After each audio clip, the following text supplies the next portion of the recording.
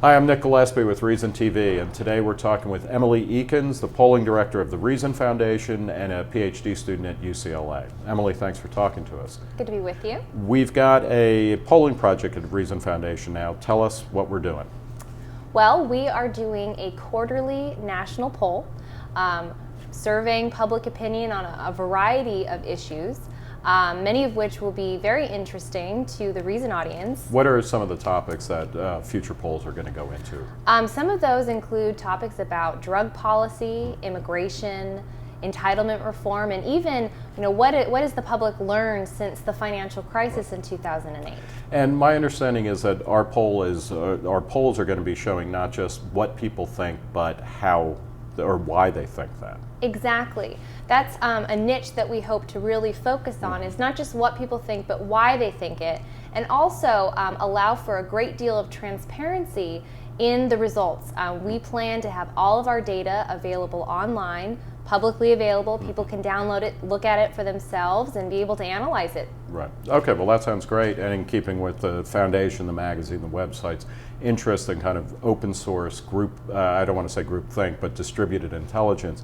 What was before we go into the results of the first poll, what was the sample size and how was the poll conducted? So we conducted a telephone survey contacting both mobile and landline phones, 1,200 adults throughout the U.S., and this poll has a margin of error of about 3%. Okay. The big finding, or one of the big findings, is that people are concerned about debt. What was going on there? Yes, we found that 96% of Americans believe that cutting the national debt is important. In fact, 69% said it was very important. So that's on their minds. What did you find out about how they want to address the debt? How do they want to deal with it? Yes, we found that 74% of Americans wanted to implement a spending cap, a government spending cap, which means that the government would not be allowed to spend more than it takes in a given year. So that would address the growth of the national debt. But in terms of dealing with the deficit as it is today, 62% wanted to target reducing spending.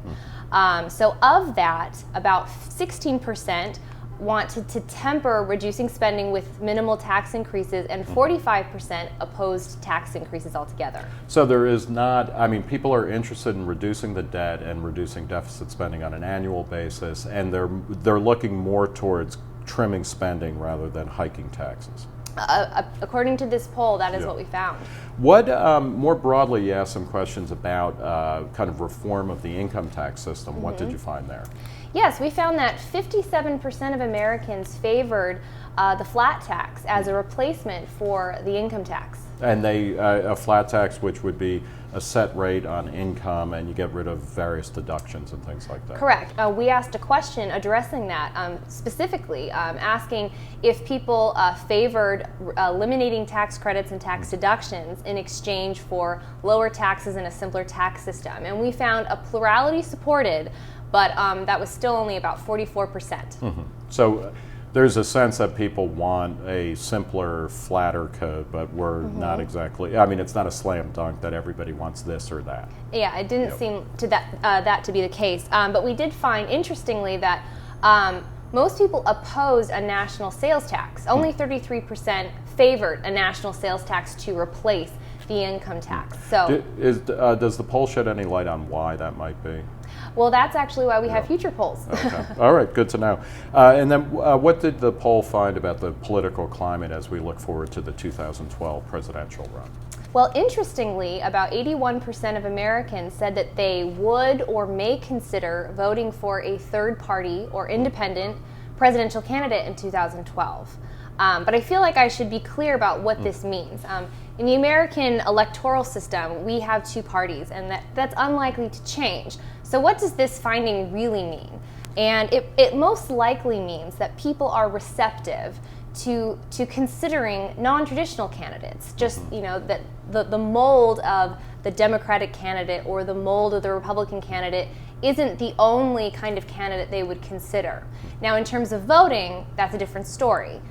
In terms of receptiveness and considerations, this is actually quite interesting. Is it safe to say that, I mean, this might reflect a sense of exhaustion with with the status quo, with the political status quo? People are interested in looking at new ways of thinking about politics, new ways of talking about debt, things like that. We asked a question of respondents which party they believed to govern more responsibly, and in fact there was no consensus, and that the plurality response was about 35% was neither. Neither Republicans nor Democrats, which might be explaining some of the discontent that is being felt. Another interesting fact was that 58% of survey respondents said that they felt like there would be no difference or that they would be better off if Congress only met every other year. Well, I suspect that I would have been in that camp as well. Emily Eakins, polling director of the Reason Foundation and of the Rupe Reason Foundation quarterly polls that are starting now. Thanks for talking to us. For Reason TV, I'm Nick Gillespie.